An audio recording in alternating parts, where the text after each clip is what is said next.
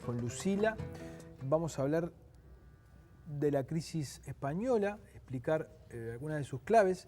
Y antes vamos a ver este video que tomamos prestado de internet, donde explica de una manera bastante atractiva esto de la burbuja inmobiliaria que estuvo en el origen de la crisis en la madre patria. Vamos a verlo.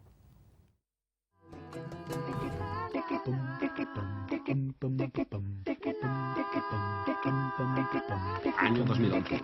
Spain, después de un fiestón padre, está sumida en una resaca económica del copón. El país está jodidamente jodido.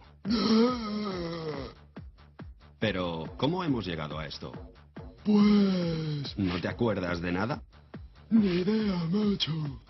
Te voy a refrescar la memoria. A esta historia la llamo... De aquellos barros, estos lodos. Año 1998. Un día, el presidente Aznar se dirigía al pádel cuando, de pronto,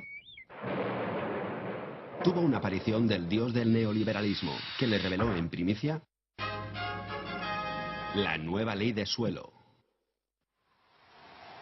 Esta ley proponía privatizar el mercado del suelo y fue copiada con entusiasmo por ayuntamientos y autonomías de todo signo político. Su fórmula era simple: si aumentamos el terreno urbanizable y convertimos el mercado del suelo en un negocio superrentable para los empresarios, se multiplicarán las inversiones, se construirán más casas y, como habrá más oferta, bajarán los precios y los jóvenes podrán por fin comprarse una vivienda. Y así fue. Se hizo realidad el Spanish Dream y todos fuimos felices en el país de la gominola.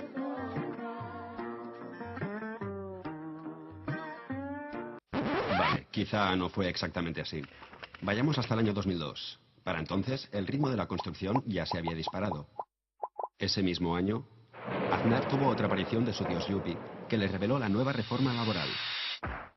La táctica de esta reforma era familiar. Si reducimos los derechos laborales, haremos más atractiva la contratación a los empresarios, estos invertirán más en personal y así reduciremos el paro.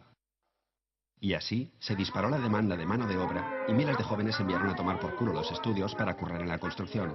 Otro tanto hicieron otros miles que llegaron desde el extranjero. Y todos ellos se apuntaron felizmente al dogma del Spanish Way of Life: comprar casa. La vivienda estaba de moda. Haga morir de envidia a su cuñado y cómprese un adosado. No sea un vulgar hippie que vive de alquiler y desgrábese una pasta en impuestos invirtiendo en ladrillo. ¿Problemas para declarar su dinero negro? Don't worry, la vivienda le blanqueará su fortuna.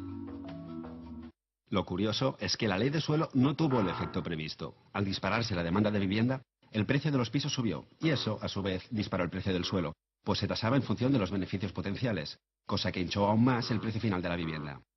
No cabe decir que este margen de beneficios atrajo a miles y miles de simpáticos especuladores.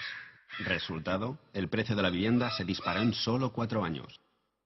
Si vamos hasta el 2005, la burbuja ya estaba desatada y España construía en un año más vivienda que Francia, Alemania e Italia juntas. Veamos, a esta playa le falta vidilla. Así está mejor. ¿Y este idílico bosque? ¡Oh, qué bonita ardilla! ¡A tomar por culo las ardillas! Y bienvenido el progreso. Gracias al motor de la construcción, nuestra economía estaba on fire y todo el mundo hablaba del milagro económico español. De pronto, alguien dijo: ¿y si aprovechamos el superávit para invertir más en I+D? Así era nuestro milagro económico. Mientras el referente de los empresarios americanos era Google, aquí todos querían emular a Paco el Pocero. Pero se asomaba un drama descomunal. El precio de la vivienda estaba ya por las nubes. Bueno, pero al menos teníamos trabajo. Cierto, el paro había bajado a una cifra récord. Pero mientras la vivienda en términos reales había más que doblado su precio, los sueldos se habían quedado más congelados que Walt Disney.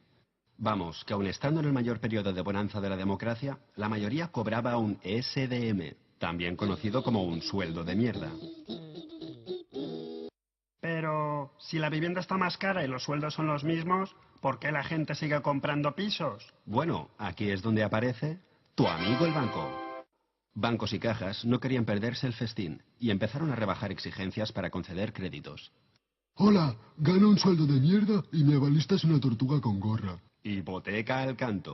Y tranquilo, para que pueda asumir las cuotas les tiraremos la hipoteca a 40 años. Y si algún día no puede pagar la hipoteca, como los precios siempre suben, vende la casa, recupera la inversión y encima gana dinero. Y recuerde, la vivienda nunca baja. Además, le hincharemos el crédito para que se pague un cochazo, un crucero, una pantalla plana y un smartphone con Wi-Fi y Grommen Hour. Y así, por primera vez en la historia, con un sueldo de mierda podías vivir de puta madre. ¡Soy rico! Pero si saltamos hasta el 2007, veremos un panorama dantesco. La deuda de administraciones, familias, empresas era ya descomunal. Como descomunal era la deuda de las cajas con otras entidades financieras.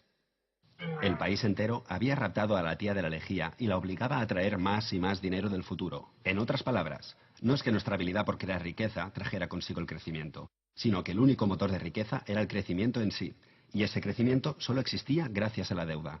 Año 2008. La vivienda ya era tan cara que algunos debían hipotecarse a 40 años para vivir en un zulo.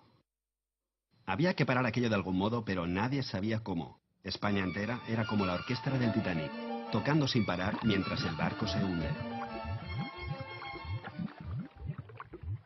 Hasta que al fin estalló una crisis crediticia en Estados Unidos que se contagió rápidamente por todo el mundo. Y, de la noche a la mañana, los bancos dejaron de prestar dinero, los inversores dejaron de comprar deuda y el pánico se desató. Como nadie prestaba dinero, se produjo un efecto dominó. El consumo se desplomó, se contrajo la economía, las empresas empezaron a hacer despidos en masa y las familias sin trabajo fueron expulsadas de sus casas por impago. Sin darnos cuenta, habíamos llegado a ese futuro al que habíamos estado robando el dinero. Y descubrimos, de pronto, que éramos pobres. Y lo que es peor, que nunca habíamos dejado de serlo. Y que quizá esto ya no era España, sino Españistán.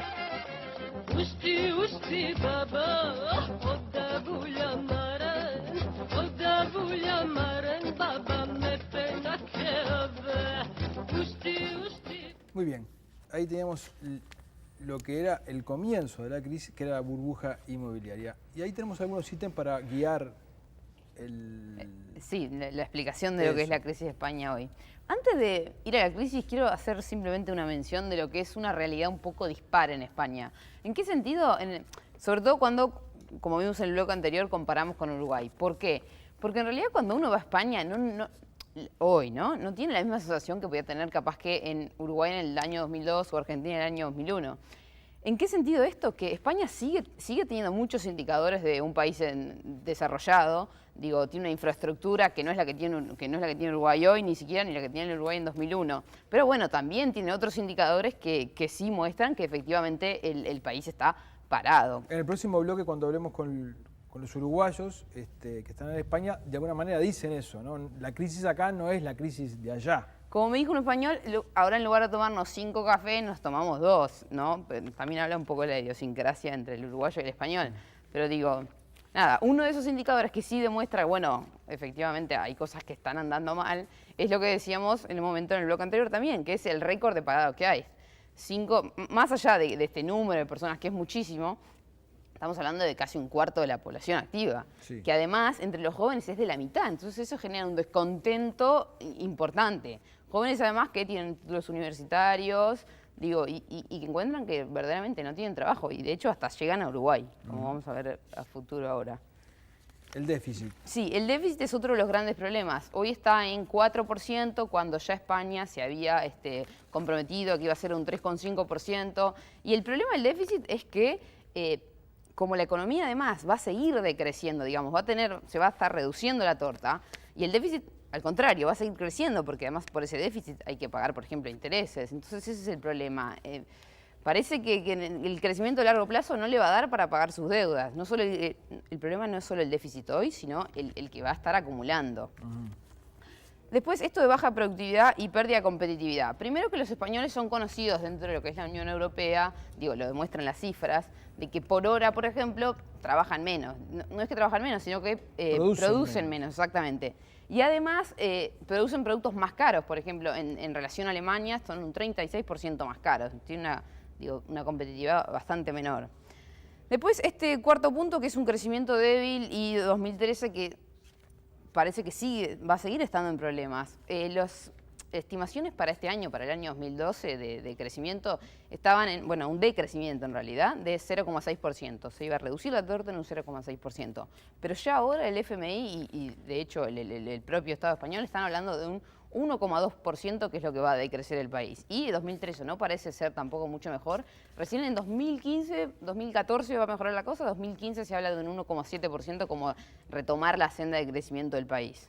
Pero bueno, digo, estamos hablando de que en el 2008 empieza todo esto. Es larga, Entonces, sí. Viene de largo. Y bueno, y el sector bancario, ¿por qué? ¿Qué pasa? Cuando se genera todo este descontento en la economía en general, el sistema financiero siempre le cae. Y además porque la no capacidad que tiene España digamos, de emitir su moneda, también, digamos, la gente dice, bueno, pero España va a poder con todo esto. Y eso genera como una bola al punto de que entre enero de este año y mayo, 200.000 millones de euros se han sacado de los bancos en España. Entonces, bueno, bancos que tienen que ser capitalizados. Tremenda corrida. Bueno, recesión económica, técnicamente la recesión económica es cuando vos tenés 3 periodos que han ido decreciendo y España definitivamente, está en eso. Porque una cosa es, hago un pequeño dibujito, una cosa es cuando tú vas creciendo, ¿no? Y de pronto se desacelerás, empezás a crecer a una tasa un poquito más baja. Por ejemplo, pasás de un 8, ahora bueno, está bien, crezco un poquito menos a 6, a 4. Y otra cosa es cuando definitivamente el crecimiento pasa a ser negativo. Bueno, eso es lo que le está pasando a España hoy. No es que crece menos, sino que ahora, nada, se está reduciendo. El rescate. Sí, esto es lo que parece, todavía no hay un número exacto en lo que se va a dar, pero esto es lo que van a necesitar los bancos, lo que necesitan de capitalización, digamos, que venga un externo y le dé para salvar, para mantener, para retomar la confianza en el sistema. Permitime leer una nota que publicó hoy el diario El País de Madrid que dice que las expectativas de que Mario Draghi, que es el presidente del Banco Central Europeo, había generado, se han disuelto, pues se ha aplazado la compra de deuda y otras medidas no convencionales hasta que los países del euro que están en apuros pidan ayuda al Fondo de Rescate Europeo. La Bolsa de Madrid cayó hoy un 5% en su segunda peor jornada del año y la prima de riesgo española, el sobreprecio exigido a la deuda del Tesoro frente a la alemana, que es la de referencia, sufrió la mayor suba diaria en lo que va del año con un ascenso de 60 puntos hasta rozar los 600. Mariano Rajoy deberá decidir si solicita y sobre todo cuándo este rescate encubierto para aliviar las tensiones financieras que amenazan con convertir en insoportable el peso de la deuda. Draghi, el presidente del Banco Central Europeo, ha avisado: cualquier petición de ayuda conllevará condicionalidad estricta y efectiva, es decir, menos margen de maniobra por parte del gobierno que quedará a los dictados de Berlín y Bruselas para asegurarse de que cumple los objetivos de déficit y de que continúa con reformas estructurales.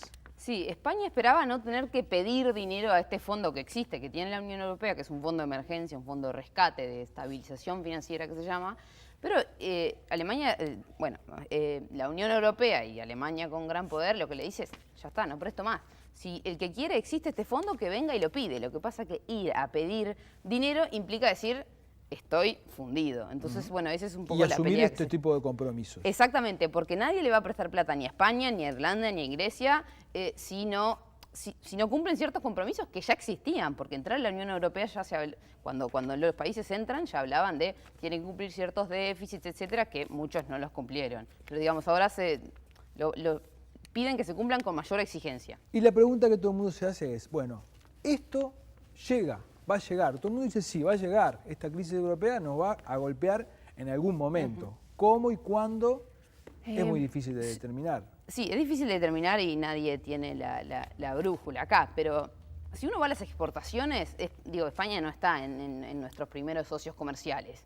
Es un 2,5% de las exportaciones uruguayas que van a España. Entonces, bueno, que caiga la demanda en España sí implica que por ese lado nos puede pegar.